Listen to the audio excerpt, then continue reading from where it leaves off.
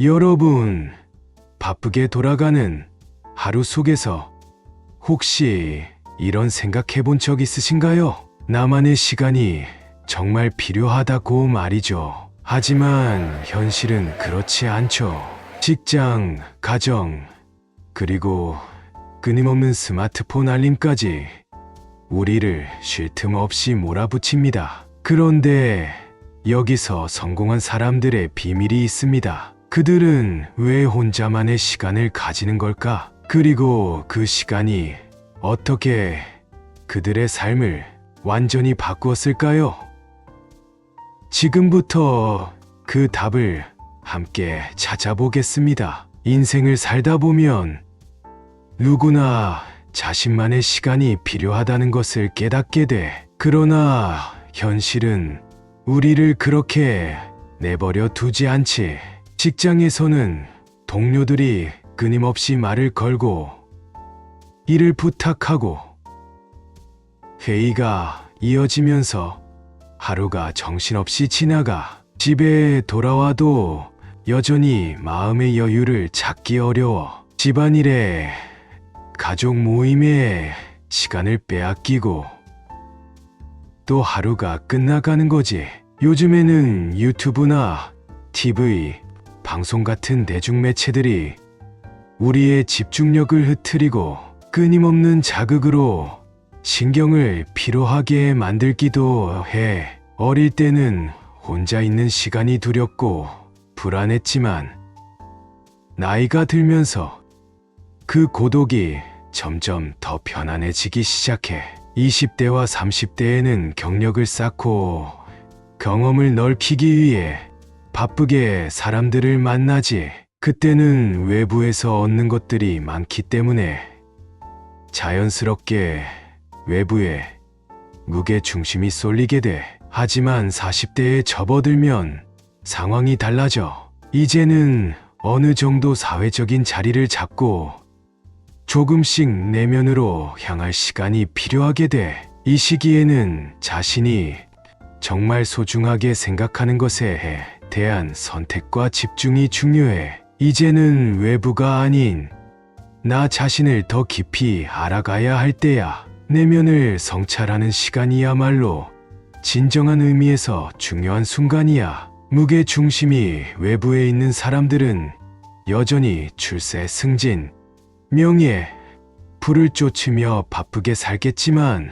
무게 중심이 안으로 향하는 사람은 혼자만의 시간을 가지며 개인적인 취향과 깊은 사유를 즐기게 되지. 예술, 시, 철학 같은 것들이 바로 그런 내면의 즐거움이야. 이건 속물들이 쉽게 이해할 수 없는 것들이지. 혼자 있는 시간을 가지면서 책을 가까이 하고 좋아하는 음악을 들으며 스스로 생각하는 힘을 키워야 해. 그리고 가끔은 미술 전시회나 박물관을 찾아가 최고의 예술가들이 만들어낸 작품들을 감상하며 인생의 고뇌에서 벗어나는 시간을 가져보는 것도 좋아. 그 예술 속에서 우리는 나 자신을 만날 수 있거든.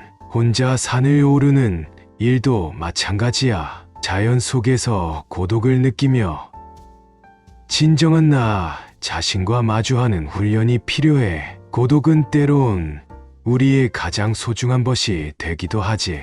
고독 속에서 우리는 진정한 모습을 들여다볼 수 있어. 마음의 잔잔함, 그 누구에게도 방해받지 않는 그 평온함을 스스로 찾아야 해. 쇼펜하우어는 이렇게 말했지. 다른 사람들을 우리와 다르게 바라보는 것이 익숙해져야 한다. 이 말처럼 우리는 사람들과의 관계 속에서 적절한 거리를 유지하는 법을 배워야 해.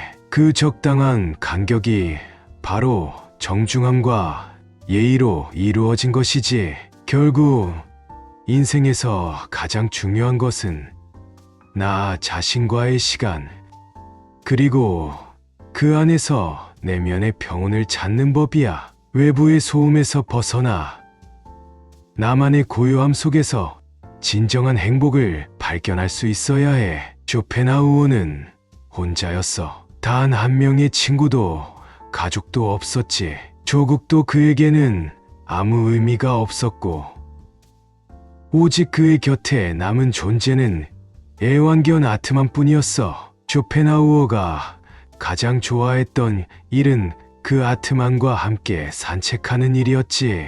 하지만 그런 고독 속에서도 그는 강인했어. 그는 한 명의 친구가 있느냐 없느냐의 차이는 무한하다고 말했지. 그렇다고 그가 고독을 두려워했을까? 오히려 그 반대였어. 그는 혼자 설 수 있는 힘, 즉 자족하는 삶을 강조했거든. 인간은 참 복잡한 존재야. 혼자 있기를 원하면서도 다른 사람들과 어울리고 인정받고 사랑받고 싶어 하지. 쇼펜하우어는 이 양면적인 갈등을 아주 잘 이해했어. 고독은 인간의 본성이지만 동시에 우리는 서로의 온기를 필요로 해.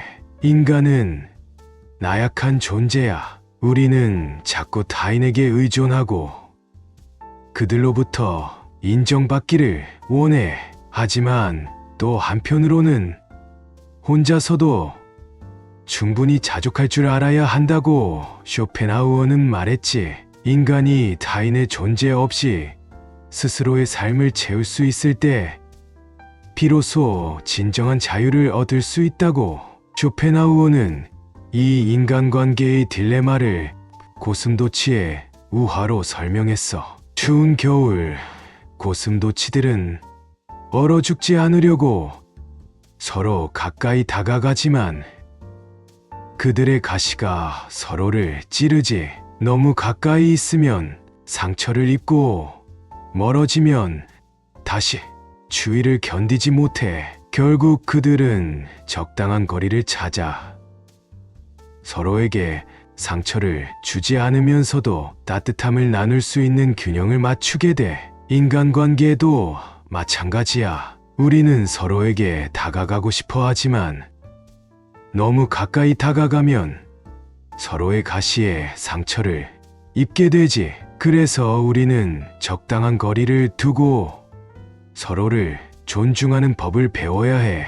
인간관계는 살아가는 데 있어 참 어려운 과제야. 직장에서는 상사와 동료들 사이에서 균형을 맞추며 살아가야 하고, 가정에서는 부모와 자녀 간에, 요 학교에서는 선생과 학생들 간에도 마찬가지지. 어느 관계에서든 너무 멀어지면 외롭고 너무 가까워지면 상처를 주고받게 되거든.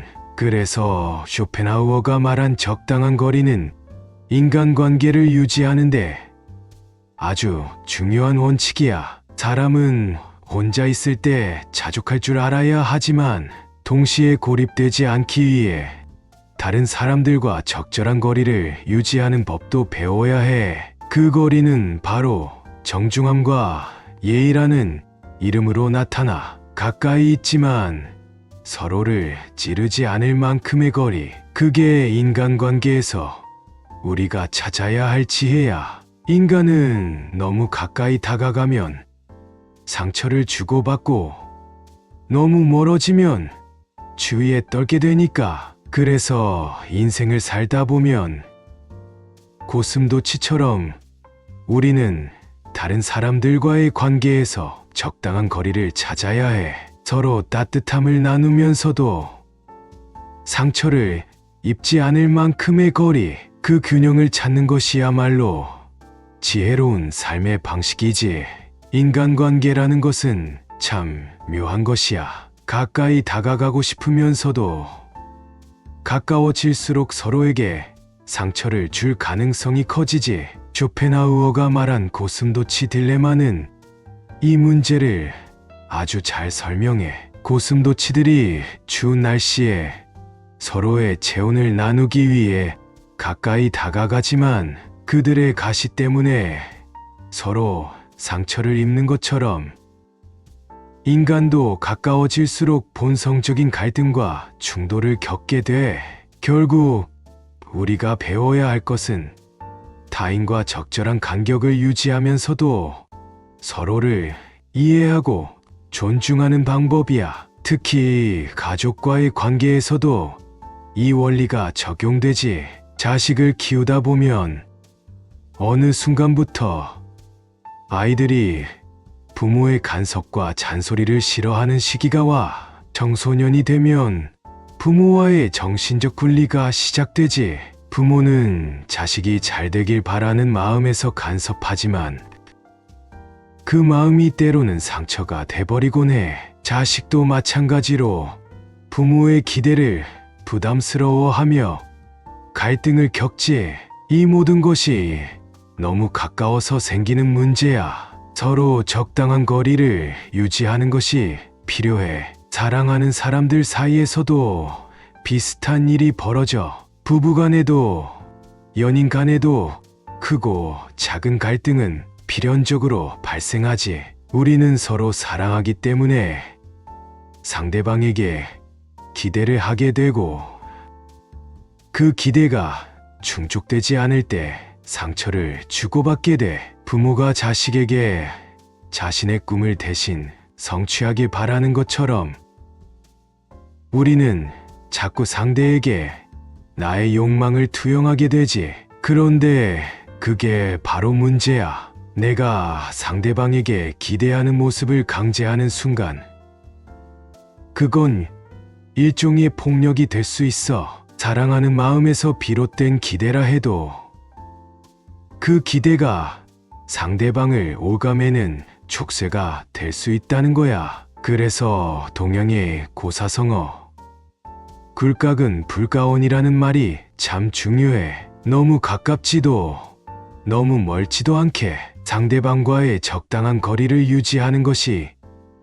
인간관계의 지혜지. 공자가 말했듯 가까이 하면 다치기 쉽고 멀리하면 원망을 사게 된다. 이 말은 단순히 거리감을 말하는 것이 아니라 상대방을 존중하면서도 독립적인 존재로 인정하는 것의 중요성을 말해. 경이온지, 즉 상대방을 공경하되 거리를 두는 것. 상대방의 인격을 존중하고 서로의 차이를 인정하는 것에서부터 진정한 관계가 시작된다고 할 수 있어. 세상에는 나와 생각이 다른 사람들이 많아. 하지만 그 차이를 인정하지 않고 나의 기준으로 상대를 판단하면 우리는 서로에게 상처를 주고받게 돼. 서로를 이해하려면 그리고 함께하기 위해서는 적당한 거리를 유지하는 것이 필요해. 상대가 나와 다르다는 사실을 인정하면서도 그를 존중할 수 있는 힘. 그게 바로 인간관계의 핵심이야. 적당한 거리. 그것이야말로 사랑과 존중이 공존하는 관계를 만들 수 있는 비결이지. 너무 가까워지면 상처를 주고 너무 멀어지면 관계가 소원해지니까 우리는 고슴도치처럼 서로 다가가면서도 서로를 상처내지 않을 만큼의 거리를 찾아가야 해. 그 거리 속에서 우리는 서로를 이해하고 함께 살아갈 수 있는 지혜를 배울 수 있는 거지. 사람은 사회 속에서 살아가며 필연적으로 타협을 요구받아. 자신의 생각이 다르고 개성이 강할수록 그 타협은 더 어려워지고 그만큼 더 큰 희생을 해야 해. 사회는 그렇게 구성되어 있지. 서로의 의견과 생각이 부딪히고 그 과정에서 타협과 희생이 필연적으로 따라오는 거야. 친구가 많을수록 사람을 자주 만날수록 인간관계는 복잡해지고 그 속에서 불행이 싹트기도 하지. 인간은 내면이 공허하고 삶이 단조로울 때 타인의 온기를 찾기 마련이야. 우리는 다른 사람과 함께 이야기하며 공감받고 지지받고 인정받고 싶은 존재거든. 하지만 막상 그 사람과의 차이를 마주하면 실망감이 찾아오고 그 관계는 멀어지기 시작하지. 이건 참 아이러니한 일이야. 그래서 불견상견이라는 말이 있어. 안 보면 보고 싶고 막상 보면 정이 떨어진다는 뜻이지. 우리는 사람을 그리워하면서도 그와 다시 만나면 서로의 차이를 느끼며 다시 마음이 멀어지곤 해. 쇼펜하우어는 이 인간관계를 불에 비유했어. 현명한 사람은 불을 쬐되 적절한 거리를 두지. 너무 가까이 다가가면 화상을 입을 수 있으니까. 반면 어리석은 자는 그 거리를 모른 채 불 속으로 손을 집어넣고는 화상을 입고는 멀리 도망쳐버려. 그리고 그 불이 자신을 태운다고 원망하지. 이처럼 인간관계에서도 적절한 거리를 유지하는 것이 정말 중요해.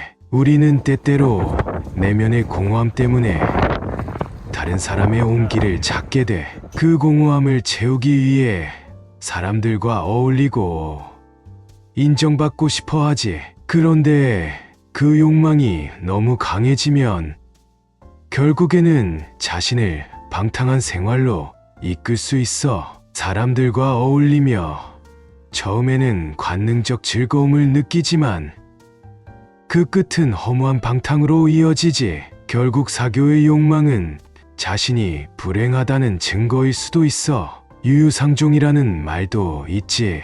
비슷한 사람들끼리 모여서 여흥을 즐기고 서로의 비슷한 결핍을 위로하며 그 순간적인 즐거움에 빠지는 거야. 하지만 그 즐거움이 오래갈 리 없어. 그건 오히려 더 큰 공허함을 남길 뿐이야. 인간관계는 그래서 어려운 거야. 너무 가까워지면 상처를 주고받고 너무 멀어지면 외로워지지. 그 균형을 잘 맞추는 것이야말로 현명한 사람의 태도야. 적절한 거리, 정중함과 예의를 유지하는 것이 그 답이지. 우리는 때때로 차가운 외로움을 느낄 수밖에 없어. 하지만 그 고독 속에서 내면의 빈곤을 채워야 해.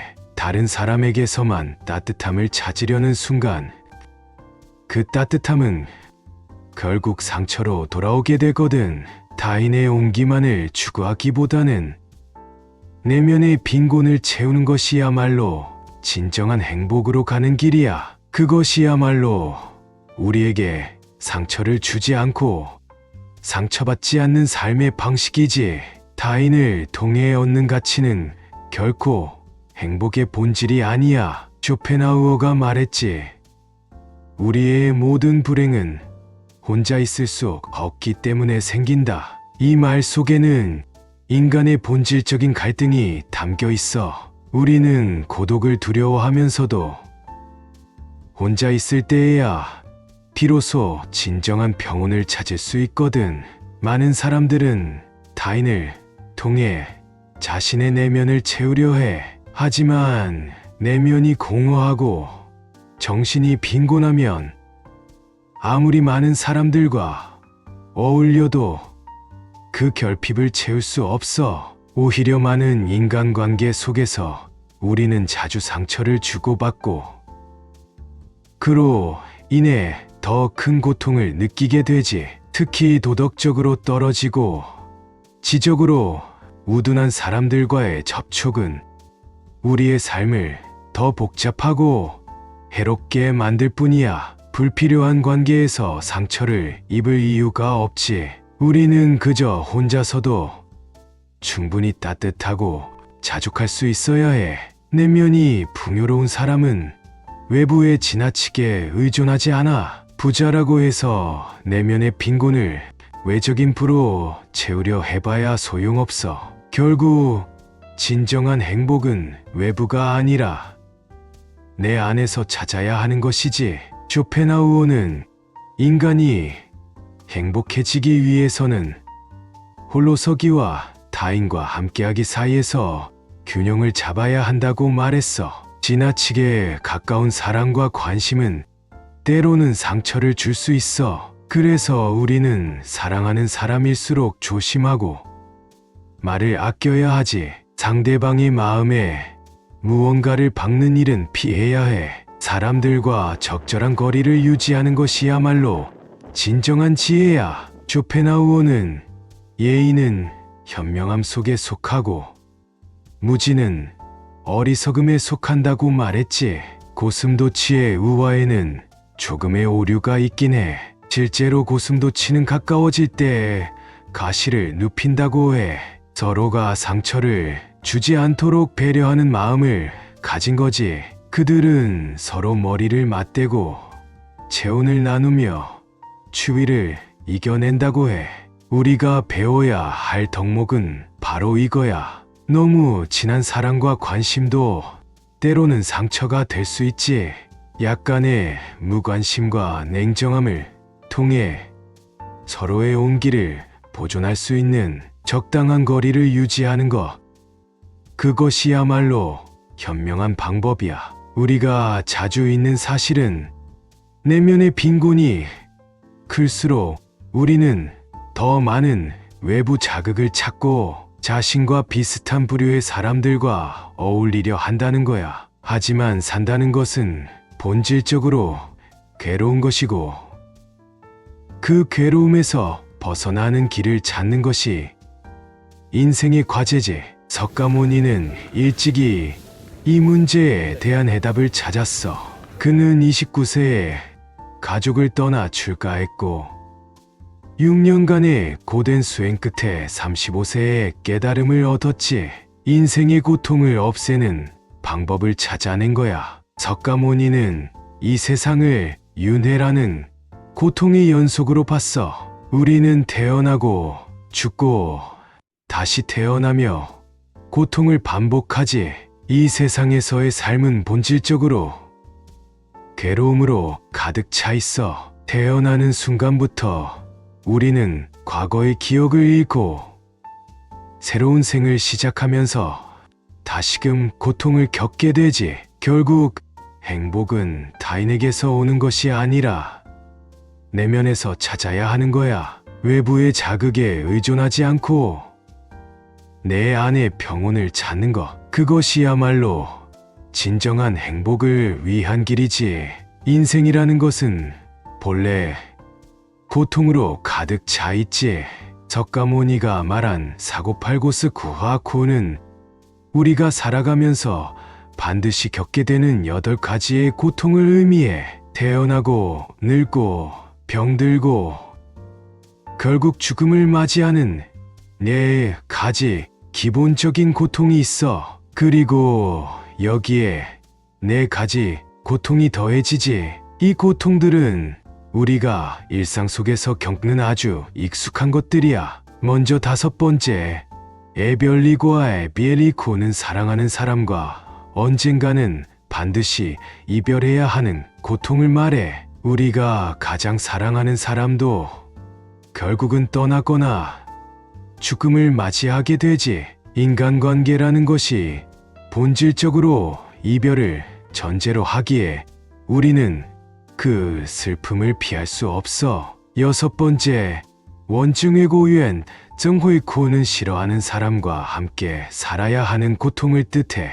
회사나 사회생활 속에서 우리는 원하지 않는 사람들과 함께 일하거나 살아가야 해. 이런 불편한 관계는 우리 일상에서 흔하게 마주치는 고통이지. 7번째, 굽을 듣고 조부더 고는 원하는 것을 얻지 못하는 고통이야. 우리 모두가 한 번쯤 경험해봤을 거야. 무언가 간절히 원하지만 그걸 얻지 못했을 때 찾아오는 실망과 좌절감은 말로 표현할 수 없지.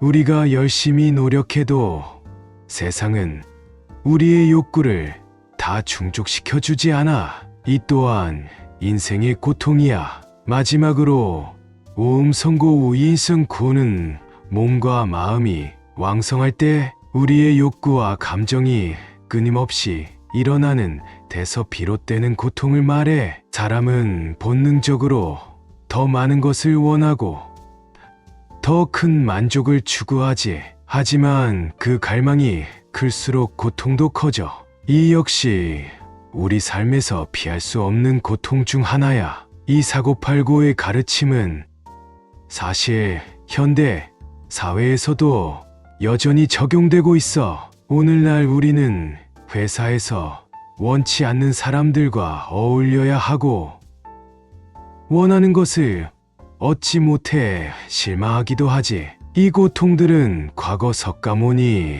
시대와 다르지 않게 지금도 우리에게 깊은 영향을 미치고 있어. 그러나 석가모니는 이런 고통을 극복하는 방법으로 발정도 바전다오를 제시했지.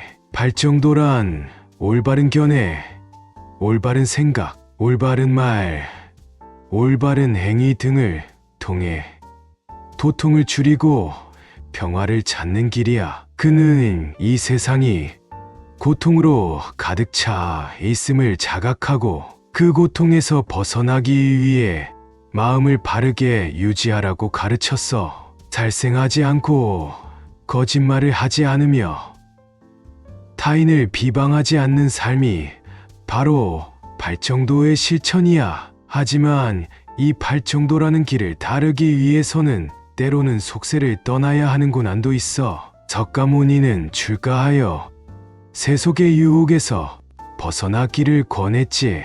이성적 관계를 맺지 않고 부처의 길을 따르는 이상적인 삶을 추구했어. 하지만 많은 이들은 그것이 너무 이상적이라고 느꼈어. 그래서 대승불교에서는 보살이라는 개념이 생겨났지. 보살은 자신만의 깨달음을 추구하는 것이 아니라 다른 사람들을 고통에서 구하는 존재야. 그들은 자신의 성취보다는 타인의 행복을 위해 헌신하지. 이런 보살의 길은 깨달음을 얻기 위해 자기 자신만을 돌보는 것이 아니라 세상과 함께 고통을 나누고 구원하는 것을 목표로 해. 우리는 고통을 완전히 피할 수 없지만 그 고통 속에서 서로를 도울 수 있어. 보살의 길이란 바로 그 속에서 의미를 찾는 거야. 결국 혼자만의 시간을 가지는 건 단순한 휴식이 아닙니다. 그것은 진정한 나 자신을 만나는 과정이죠. 쇼펜하우어는 고독 속에서 인간은 비로소 자유를 얻는다고 말했습니다. 외부의 소음에서 벗어나 나만의 고요한 공간에서 당신만의 행복을 찾는 건 어떨까요? 이번 영상이 여러분이 새로운 삶의 방식을 찾는 계기가 되었기를 바랍니다. 구독과 좋아요로 더 많은 인사이트를 만나보세요. 다음 영상에서 또 만나요.